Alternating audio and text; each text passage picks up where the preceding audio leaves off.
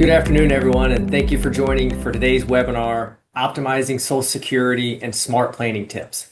My name is Darren Riddle, and I'm a financial advisor here at Evans May Wealth. Before we dive in, I'd like to mention a few housekeeping notes. If you have a question during the presentation, please submit it using the Q&A feature located at the bottom of your screen. You may have to click on More to actually then be able to click on Q&A. Your questions are only visible to our panelists, so feel free to type in whatever's on your mind. No need to worry about others seeing it. We'll aim to answer as many questions as possible during the Q&A portion towards the end of the presentation. Now to our speaker. It's my pleasure to introduce my colleague, Emily Palmer.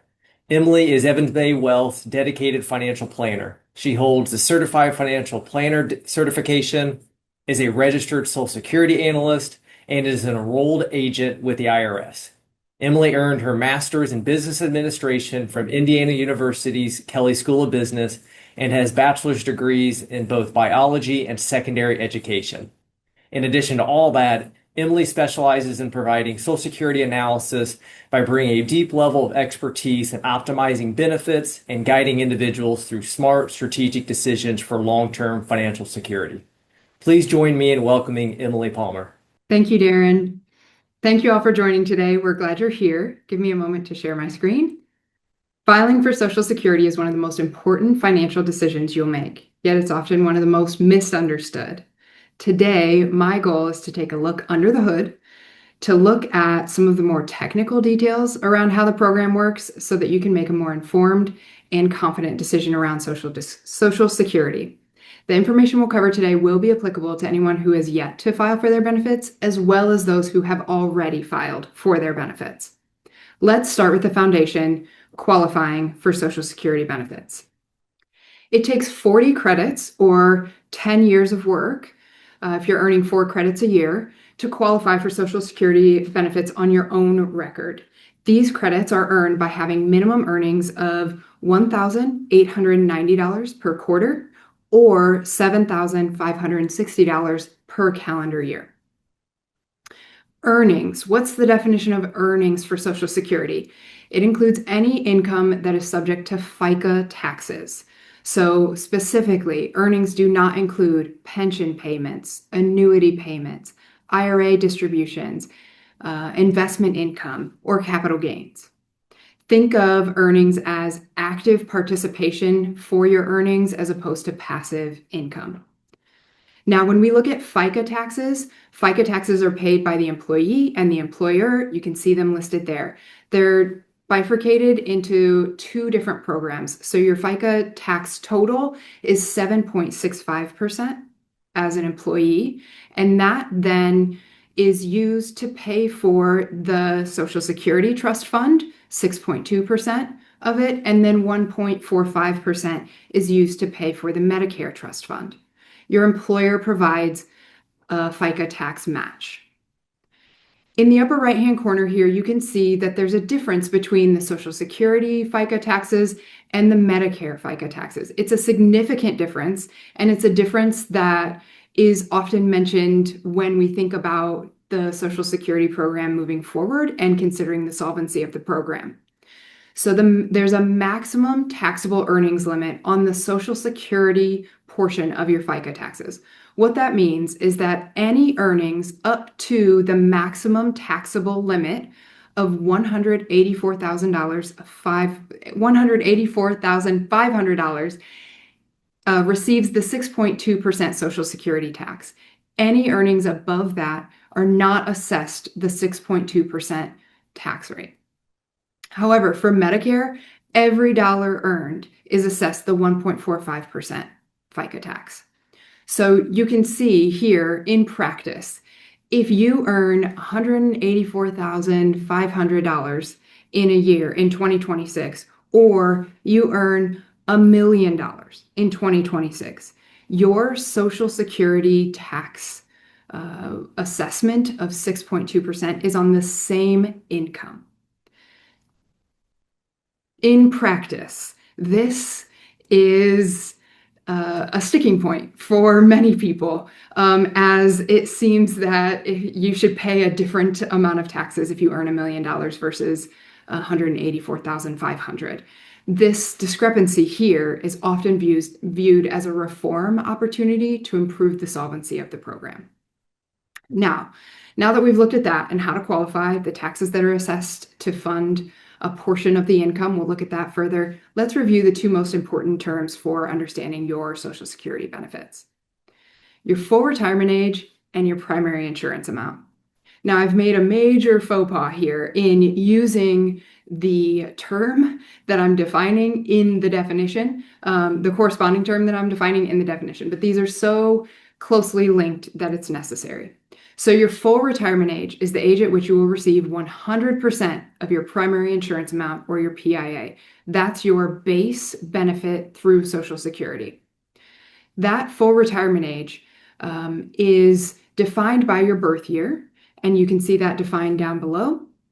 The graduated increase in full retirement age over years past is a result of the 1983 Social Security Amendment that was in response to solvency concerns for the program.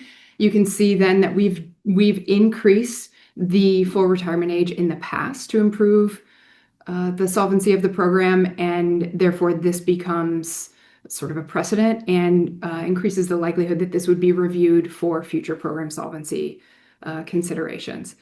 For those that are born in 1959, they will reach their full retirement age in 2026, and that will mean that their full retirement age is 66 years and 10 months. Beginning in 2027, anyone born 1960 and on, or anyone reaching full retirement age in 2027 or forward, their full retirement age will be 67. A colleague of mine shared a statistic that 60% of Americans don't know their full retirement age. So you are now no longer a part of that statistic. You know your full retirement age.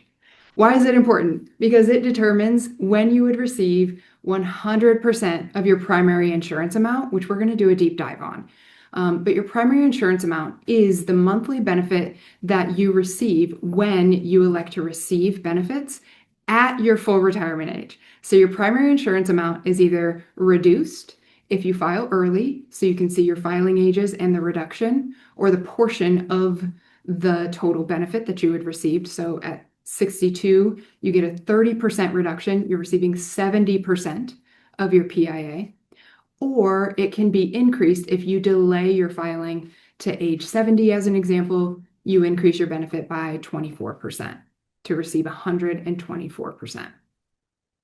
This is all in reference to your qualification for your earnings record, from your earnings record. So this is for a retirement benefit.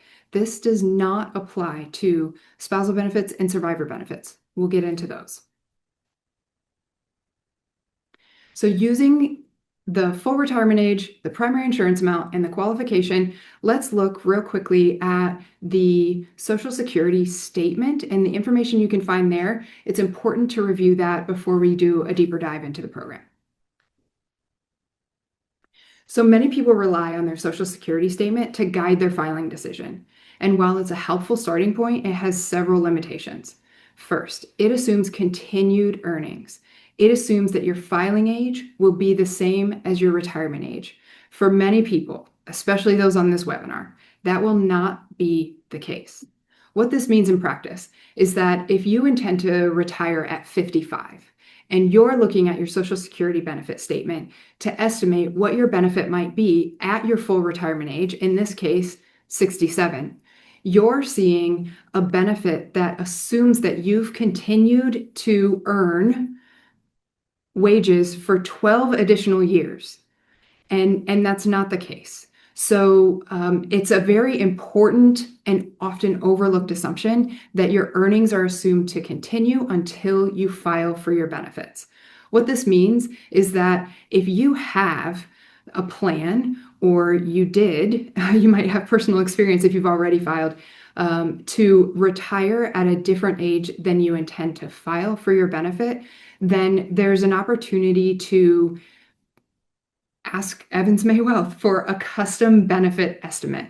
Again, it's always going to be an estimate. The Social Security Administration is the final authority on your benefit amount, but we can build in what it looks like to have $0 of earnings for 12 years in your benefit estimate if you decide you want to retire at 55 and maybe file at 67.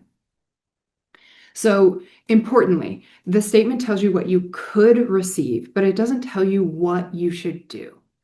So what you see here is on the first page of the benefit, your full retirement age is defined. And then the second highlight indicates the earnings that they're assuming that you continue to earn until you start your benefits. These are based on your last reported earnings on your earnings record, which is on page 2 of the Social Security benefit statement. So from this earnings record, you can see in 2020, in this example, that was the last year of recorded earnings, the earnings taxed for Social Security was $54,489. That matches the assumed continued earnings until you start your benefits. Other things to note here. It's not uncommon when we're doing a Social Security analysis for folks that they provide us with their Social Security benefit statement, thinking that that's enough information to do a customized analysis. It used to be. The statements have been updated to provide a little bit more information beyond your earnings record, and as a result, they've decided to truncate your earliest years of earnings into decades and sum all of your earnings in those decades. So you can see 1971 to 1980, 1981 to 1990, and 1991 to 2000. Those individual years are not provided for your earnings record, which means if I was going to estimate your PIA from your earnings record, I need to see all of those individual years, and I'm going to show you how we do that. That's one thing that's notable. We would need to reference a different document to get your full earnings record now that they've modified the Social Security benefit statement to provide more information beyond your earnings record.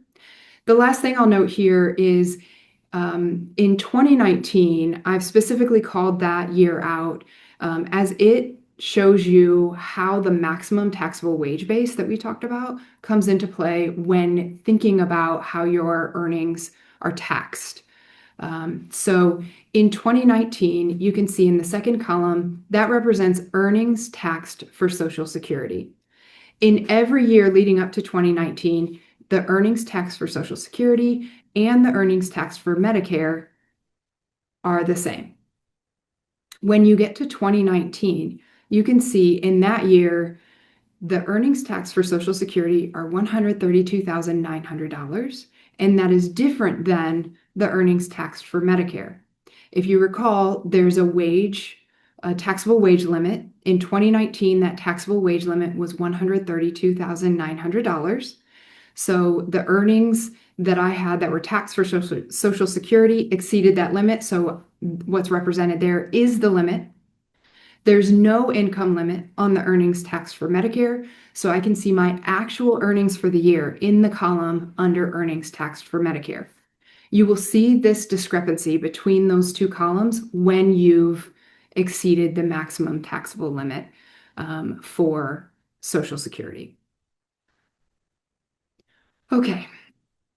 Now, that separate document that you would need to get in order to do a custom benefit analysis, especially if you want to retire earlier, you're considering how much you want to pay yourself if you're self-employed. That's found on the dashboard when you log into mysocialsecurity.gov, and it is not the Social Security statement, the top link that you see there. Instead, you have to scroll down under eligibility and earnings, and you have to select review your full earnings record now and download that document in order for us to calculate your primary insurance amount from your full earnings record. All right, now let's do a deep dive and talk about how your primary insurance amount is calculated. As with any large government program covering millions of beneficiaries, Social Security rules are complex, especially the calculation of your primary insurance amount. And it serves as the foundation for all of your benefit decisions. So I think it's worth doing this deep dive. We'll go through all 5 steps for calculating the PIA together. My goal in doing this is to give you a bathroom break. Just kidding. It's to reveal the opportunities you have to influence and increase your PIA by understanding how the calculation works, even if you're already receiving benefits. So first, we're going to acquire our earnings history, and then we're going to index those earnings. So in this example, we have Sue Smith. She turned 62 in 2025 and has no earnings after 2026. So what we've done here is we've looked up the indexing factors that are based on her year of eligibility. The year of eligibility is the year in which you're eligible to begin benefits, which is age 62, for anyone that is not disabled or doesn't die before age 62. So the Social Security Administration publishes those indexing factors. Essentially what you're doing with those indexing factors, if we look at that column on Sue's earning history, this is adjusting for inflation, her historical earnings up to the year 2023, which is when she's 60 years old, and that's the point at which her wages are no longer indexed. So we're level setting all of her historical earnings to her the value of an age $60 by indexing her wages. You can see the difference then. In 1985, she earned $12,226. Her actual indexed earning in 2023 is $48,418. It's the indexed earning amount that is used in the PIA calculation. So what the Social Security Administration does is it takes that indexed earning amount and it looks at the top 35 years of earnings. It will include zeros if you don't have 35 years of earnings. So what we can see here in Sue's case is that she's been working since 2022. She had an 8-year break in employment from age 34 to 41. She has 33 years of indexed earnings when you don't include 2026. We're going to include 2026, and that will make her total years of earnings 34, which means she'll have 10 earning year in her benefit calculation. That means that her lowest indexed earning amount, including in her AIME, which is the average indexed monthly earnings, is 0. It is helpful if you're considering retiring early, if you're considering going back to work. It's helpful to know what this number is. What is the 35th lowest earnings year to include in your benefit calculation? That is a benchmark for you to understand whether you can move the needle or not by working longer or going back to work. In Sue's case, if she would work one more year, she's going to replace her 0 earning years with whatever her earnings are for that year, which will improve and increase her average indexed monthly earnings. So we find the top 35 years, we include that 0 earning year in Sue's case, and we just add them all together. So her sum is $4,285,782. So that's the sum of the highest 35 years of her indexed earnings. From there, we actually determine the average indexed monthly earnings. We do that by taking the sum of her highest 35 years and dividing that by 420, which is the number of months in 35 years. That results in her average indexed monthly earnings amount, which is $10,204. This dollar amount is then put into a system that is organized by bend points. Bend points is the term that's used because if you graph it, it's the point at which you see sort of a bend in the line as you're graphing it. Those bend points, we apply the 10,204 to those bend points, which means the first $1,226 is multiplied by 90% to get to 1,103. What I like to think of here is the first $1,226 that I have in my average index monthly earnings is being replaced by the Social Security Administration at a 90 cents on the dollar rate. So it's a 90% replacement rate as the multiplier.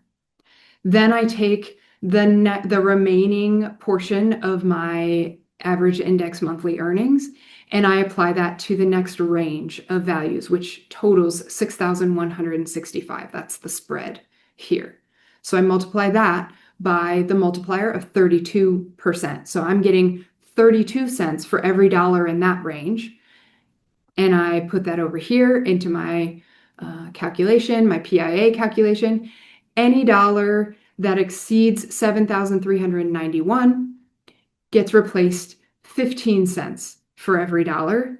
And I then calculate that here. Then I add all of these bend point replacement dollars up, and that is how I get to my primary insurance amount.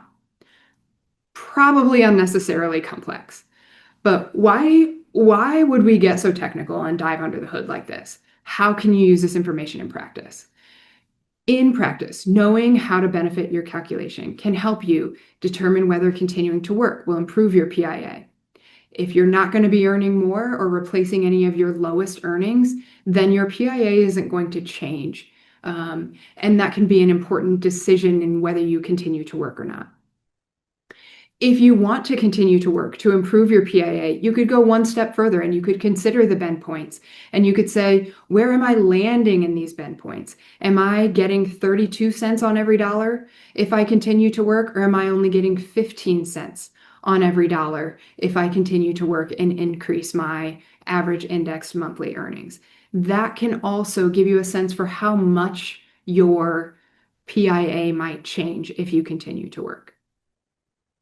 So as an example, we had a client that came to us and said she was continuing to work until she was eligible for Medicare, but also because she was improving her Social Security benefit. We offered a Social Security filing benefit analysis to estimate the impact to her PIA if she retired at 64 versus 65. And what we found was that the difference in her monthly benefit between working until 65 or stopping work at 64 was $23. Given that she was well positioned to be able to cover private healthcare expenses for 1 year, she was able to make a more informed decision related to when to stop working because she didn't have an overinflated sense of how much she was increasing her PIA by continuing to work. Another thing that you can see here in the opportunity, or another opportunity in the calculation of the PIA, is for self-employed individuals. So when determining between two reasonable salary assumptions and how you want to pay yourself, understanding how your PIA is calculated can help you do an estimate of your future Social Security benefit and consider that as a trade-off to the taxes that you would pay today on the wages you decide to pay yourself. I'll share a cautionary tale. So a colleague shared with me that there was a married couple that owned a business together. They were both equal partners and participants in the business. They decided that the husband in this case would take wages enough to cover all of their family needs, and the wife was not going to receive significant wages. In the end, all was well, except for when they went to file for their Social Security benefits. The wife's wages were not enough to support her own retirement benefit, even though she was an equal participant in the business. It would have been better for them to split the wages between the two of them to allow for them each to be entitled to their own retirement benefit and not have the spouse be entitled only to a spousal benefit. There are more filing options available if you're entitled to your own benefit and also a spousal benefit. If you're single, you're entitled to your own retirement benefit. Okay, If I was in a classroom like my previous teaching days, this would be a point where I would check in and see if anybody has any questions. Since I can't do that here, I would just encourage you to put any questions that you have into the Q&A or the chat feature, and we will reserve time at the end to address those.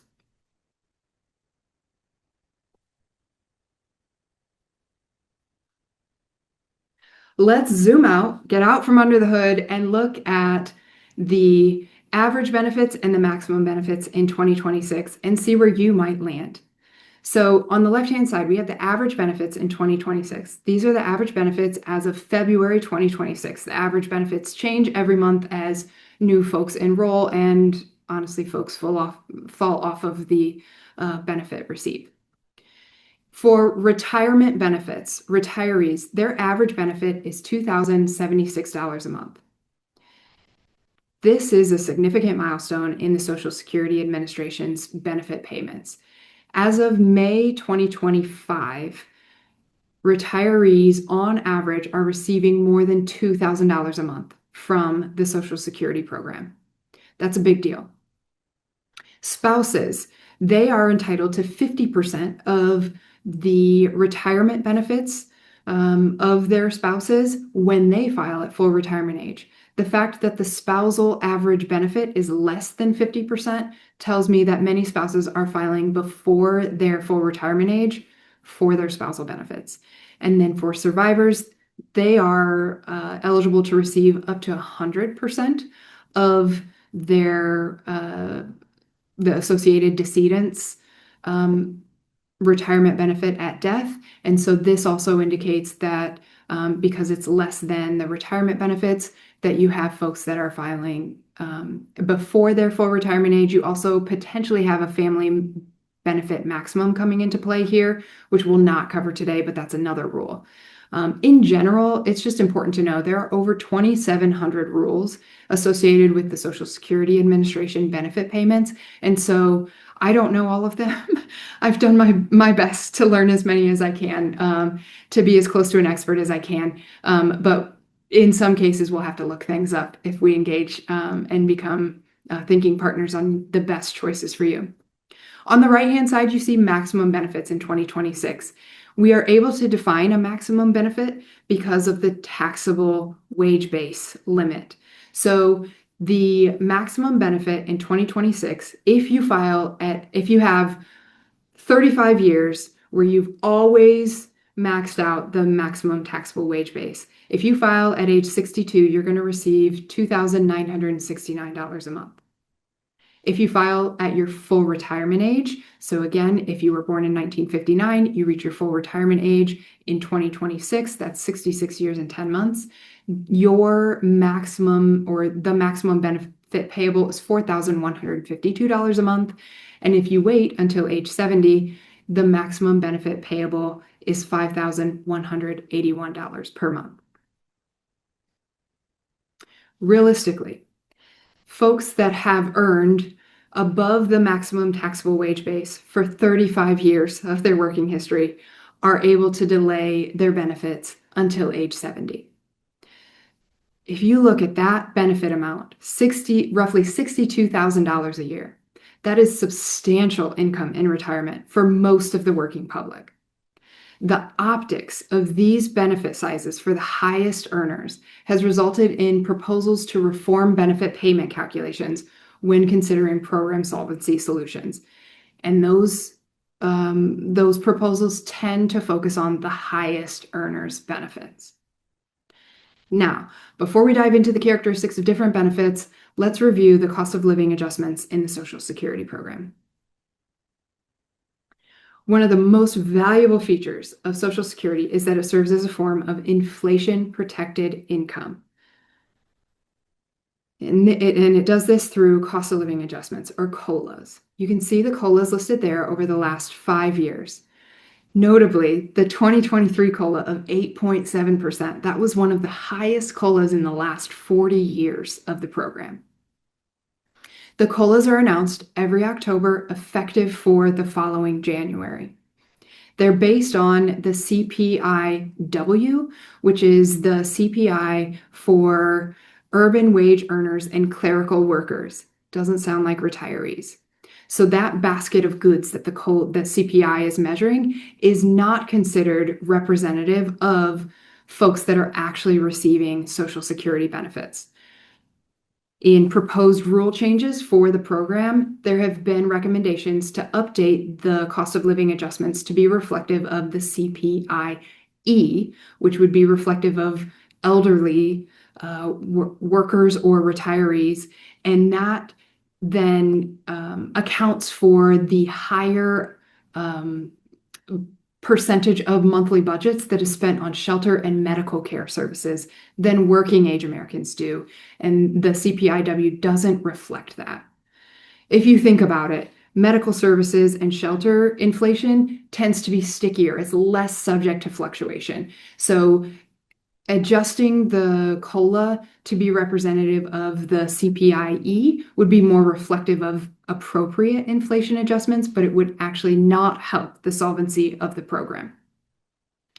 As a result, the inflation adjustment remains based on the CPIW and has effectively lagged the actual inflation that retirees feel over time.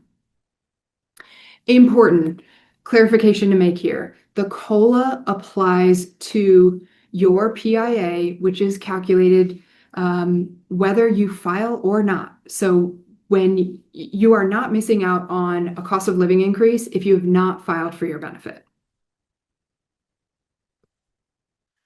Okay, so now we've looked at big picture things. Let's look at the individual types of benefits. We'll discuss some of those, and then we'll look at taxation of benefits and program solvency. We've talked a lot about retirement benefits already. These are the base benefits offered by the program, like we said, based on the top 35 years of indexed earnings, and they are the benefits from which other benefits are determined. So those other benefits are the spousal benefit, the child benefit, and the survivor benefit. We're going to look at the spousal and survivor benefits off of the retirement benefit. Important, you've heard a lot about timing of your benefit. You can see the impact here. This is what you lose if you file early, and this is what you gain if you delay.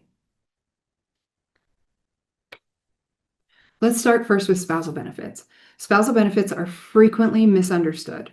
So to be eligible for a spousal benefit, you have to have been married for at least one continuous year, and the primary worker must also be receiving benefits.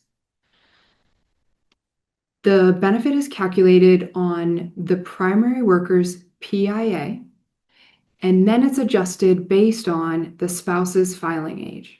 A common misconception when considering what you would receive as a spousal benefit is to assume that what the primary worker is receiving, you as a spouse would receive 50% of that amount. That is not the case. What that means in practice, if the primary worker filed at age 62, they've received a reduced benefit for their lifetime. Your spousal benefit is going to still be calculated on the primary worker's PIA, their full retirement age benefit. And then the age at which you, as the spouse, decide to file determines how much of that PIA you receive, even though they didn't wait till their PIA to receive their benefit. It works both ways, though. If the primary worker delays their benefit until age 70, you are not going to receive 50% of their age 70 benefit.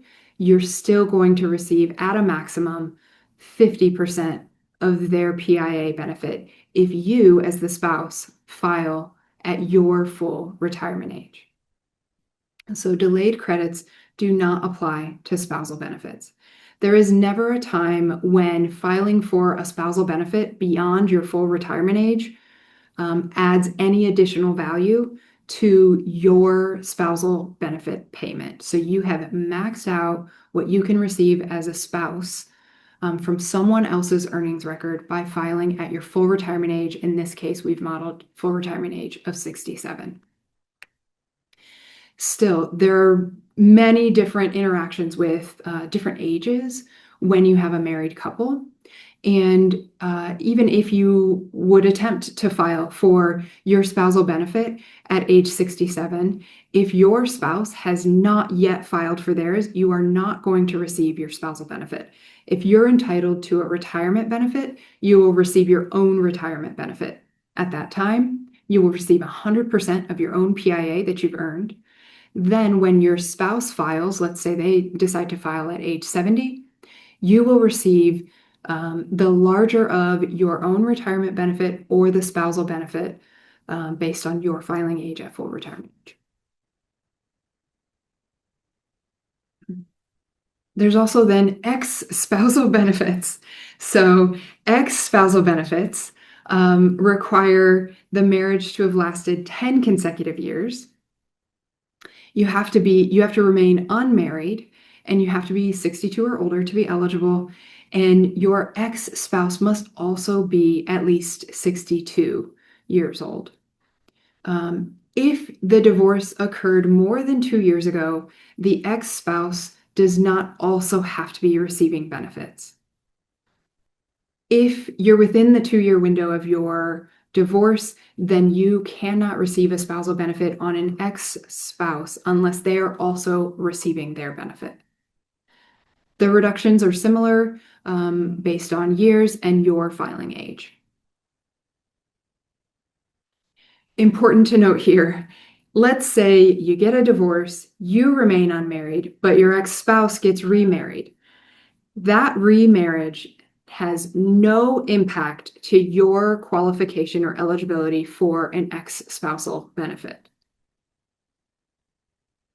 That's a common misunderstanding. All right. Last one we'll review today are survivor benefits. These are one of the most valuable planning levers within the Social Security program. Lots of differences here. So for survivor benefits, your earliest eligibility age is 60, not 62. It's 50 if you're disabled, or any age if you have a child in care. To qualify for survivor benefits, you must have been married for at least 9 months, or there is such a thing as an ex-spouse survivor benefit, and that operates under the divorced or ex-spouse spousal benefits. So you have to have been married for 10 consecutive years. For a survivor benefit, you must be unmarried or remarried only after age 60. So you can get remarried after age 60 and still maintain eligibility for a survivor benefit from your deceased spouse. If you're remarrying after age 60, you are forfeiting your first spouse's spousal benefit, but you are able to keep the survivor benefit if they are deceased. The widow or widower benefit can be up to 100% of the benefit that the deceased was receiving, including delayed retirement credits. So that was not how the spousal benefit worked. That's another reason that the survivor benefit is really valuable and a really valuable planning lever. So what that means is that the age at which you're going to file for your retirement benefit is going to determine your benefit amount that you receive. It's also then going to be compared, if you're married, to your spouse's benefit if one of you dies. The larger benefit that is being received is the benefit that continues as the joint life benefit. So delaying a benefit to 70 years benefits both lives if that grows the benefit to be the largest benefit, which is often the case. For folks that are married and specifically have age discrepancies in a couple, this is where you can really get into some sophisticated planning strategies around how to think through longevity assumptions and how long the benefit is going to be, the maximum benefit is going to be received. So to compare, survivor benefits versus spousal benefits. It's important that we can tell the difference between these two. We have deemed filing. When you apply for a spousal benefit, it assumes or it automatically applies to your retirement benefit and any spousal benefits. In survivor benefits, you can file for those independently of any other benefit. Your spousal benefit is determined by the spouse's filing age. Your survivor benefit is determined by the decedent's filing age. In a spousal benefit, if you remarry, you forfeit that benefit. In a survivor benefit, remarriage after 60 maintains the benefit. Okay, let's talk through taxation of benefits. Taxation of benefits is determined by calculating provisional income, or sometimes it's referred to as combined income. We've just gone through tax season. If any of you have your tax forms nearby, I've actually indicated where on your tax form you might find these dollar amounts to determine your provisional income. So you take your adjusted gross income found on line 11A plus any non-taxable interest on line 2A, and you add it to 50% of your gross Social Security benefit. So you would look at line 6A and take 50% of that. That total, when you add all of those together, is then applied to the tax brackets, if you will, that you see down here. So your Social Security benefit is either not taxed at all, 50% of it is taxed, or 85% of it is taxed. And the brackets of income are provided here. You'll notice that these brackets are uncharacteristically low. So if your provisional income when adding AGI to non-taxable interest and 50% of your Social Security benefits exceeds $44,000 for married filing jointly, or exceeds $34,000 for single filers, then 85% of your Social Security income is going to be taxable. The silver lining here is that 15% is tax-free. Now, you may have heard that the One Big Beautiful Bill passed in 2025 eliminated taxes on Social Security. The fact of the matter is that the taxation of Social Security benefits has not changed. So this process is still taking place now and in future years, regardless of the provisions passed in the One Big Beautiful Bill. What they've done in the One Big Beautiful Bill to effectively replicate elimination of taxes on Social Security is introduce the bonus senior deduction. It's a temporary deduction that is for folks that are age 65 and over and fall below the income phase outs. And it's an additional $6,000 that can be deducted for each qualified individual. For married couples, that could be up to $12,000. That $6,000 deduction for each individual is thought to eliminate any taxes paid on over 90% of Social Security beneficiary payments. Okay, we're getting to the end here, so let's look at program solvency and proposed solutions. The Social Security Administration publishes a trustee report every year. The most recent report published is the 2025 report based on 2024 numbers. The 2026 report will come out around August. Here, I think it's interesting to note that we have payroll taxes funding 90% of the trust fund, then interest earnings from the placement of the income in treasuries, and the taxation of benefits, which we just discussed, represent each 5% of the sources of funding for the OASI trust fund, Old Age and Survivors Insurance Trust Fund. That trust fund is separate from the Disability Trust Fund, both of which operate under the Social Security umbrella. Sometimes you'll see them combined together, and that's where you see this OASDI referenced. That's a combination of both of the trust funds. The trustee report shows the historical income versus expenses of the program, and then projected into the future, the income and expenses. You'll note that the income is projected to stay relatively the same. Part of this is because we do have wage indexing for the maximum taxable wage base. The costs are expected to continue to increase. And that's because we have more beneficiaries filing every year, and people are living longer. This HI is hospital insurance that's related to the Medicare Part A program. I think it's worth noting here, we had a crossover point back here in 1983. That was when the last amendments were made to the Social Security program, where we ended up with a surplus. And then we had a crossover point here where now we have a deficit, and we're continuing to operate on a deficit and depleting the trust fund. Depletion of the trust fund, importantly, does not mean that Social Security pays $0 in benefits.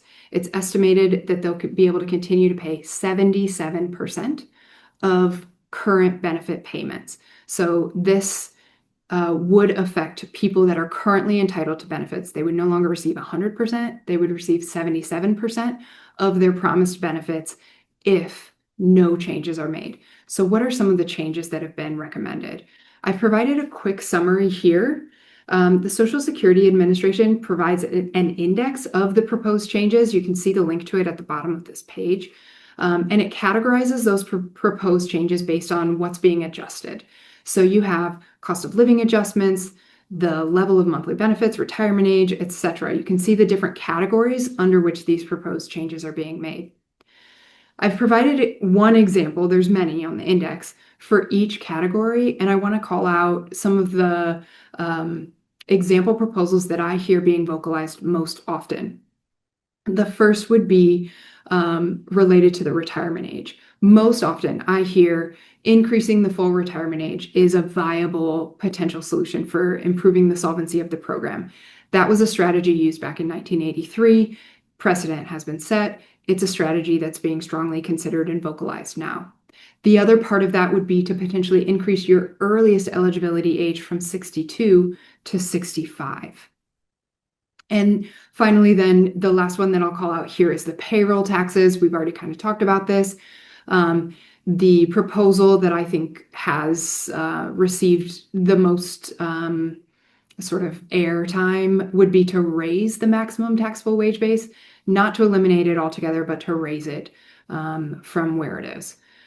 All of the others are representative of proposals that you can see many more details regarding if you go to the index. Okay, we've covered the program. Finally, I just want to, before we get to the Q&A, I want to leave you with some recommendations, just practical recommendations around navigating Social Security. So a common question we get, when should I submit my application? And the answer to that is 3 to 4 months ahead of when you want your benefits to begin. This allows them to have processing time and begin your benefits sort of on time, if you will. So it's important to note that when you are approved for benefits, you will receive your first payment the month after. So benefits are paid 1 month behind or in arrears.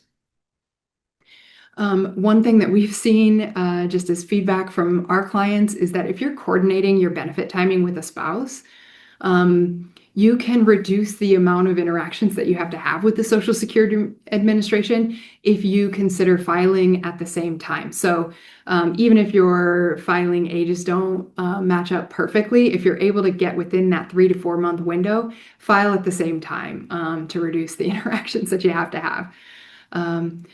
And then if you're looking or you're comfortable filing for benefits online, you can do that for retirement and spousal benefits.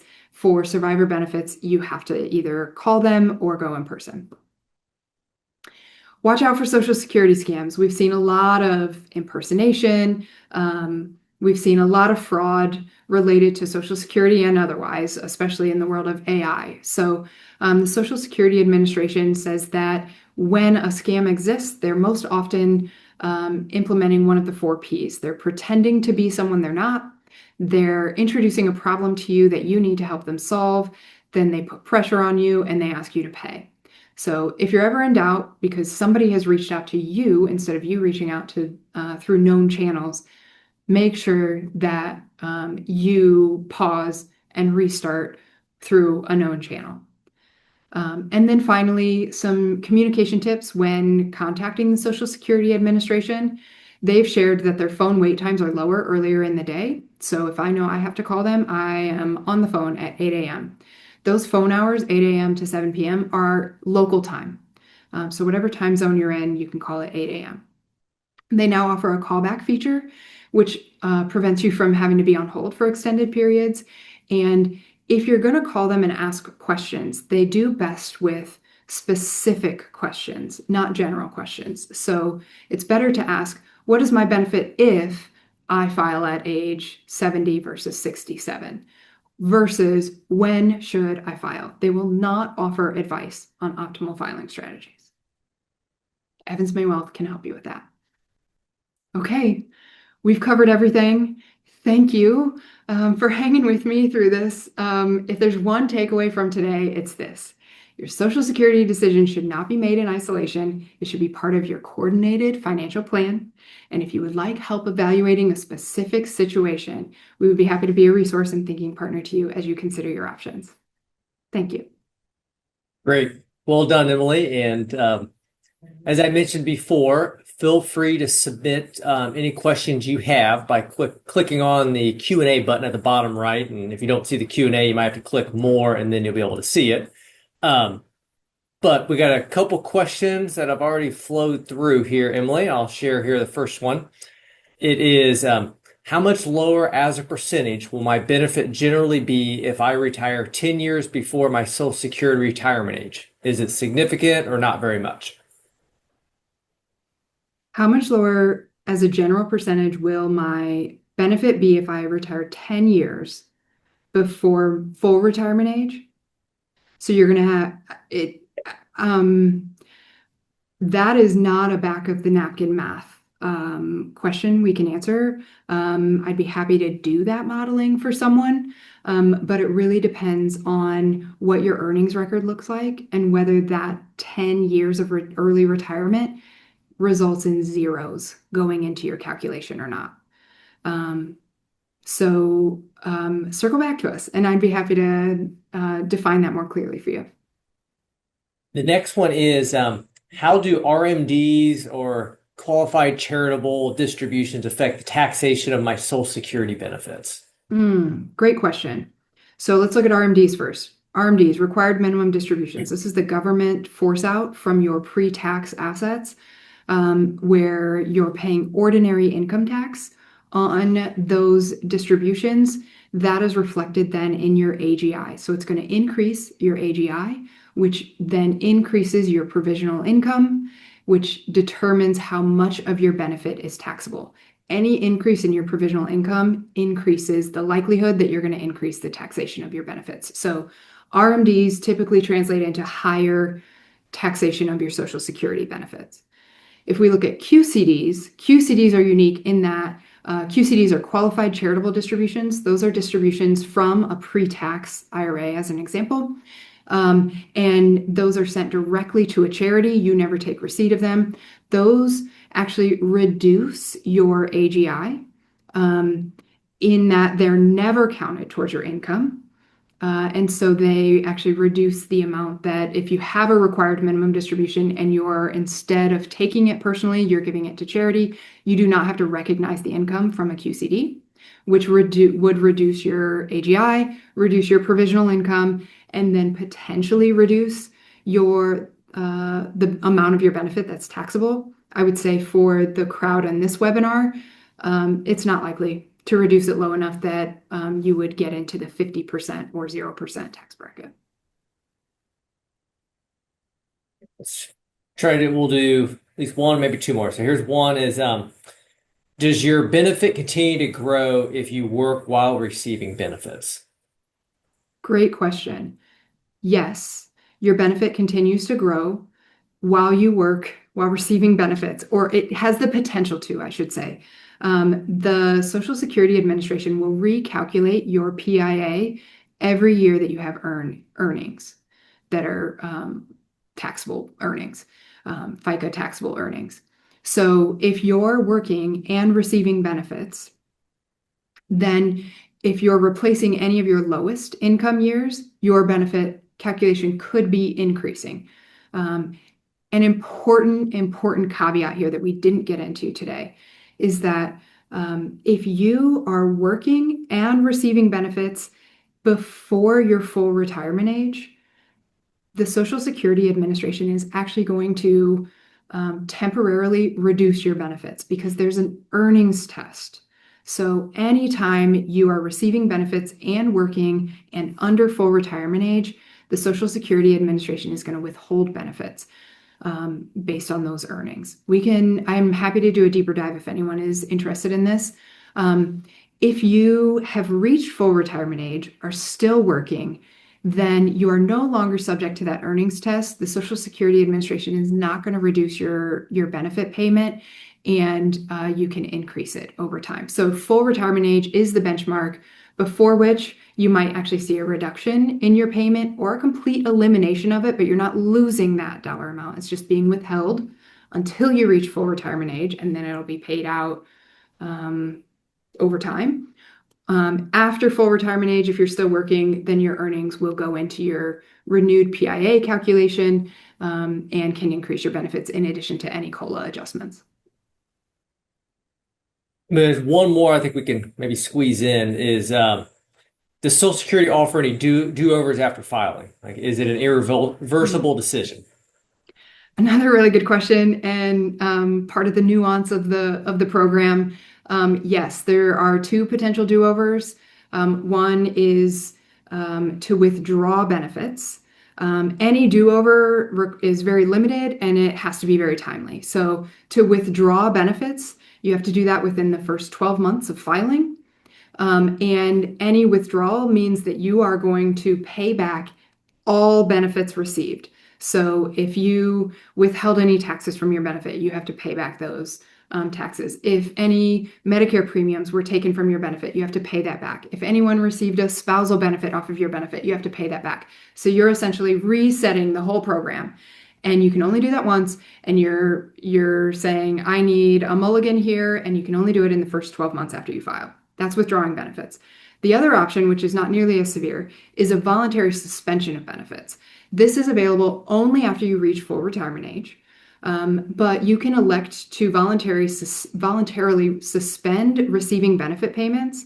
And what that effectively does is it takes the benefit payment that you were receiving, and it then starts to apply delayed retirement credits to that benefit amount.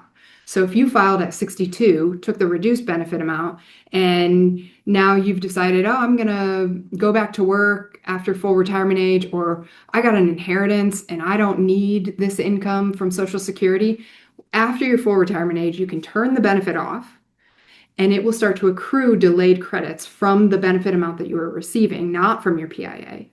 And then at age 70, you can start your benefit again and receive a higher lifetime benefit thereafter.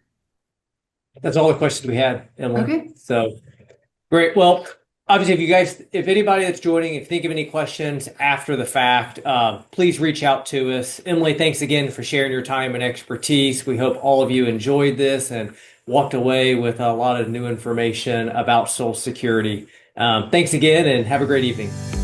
Thank you.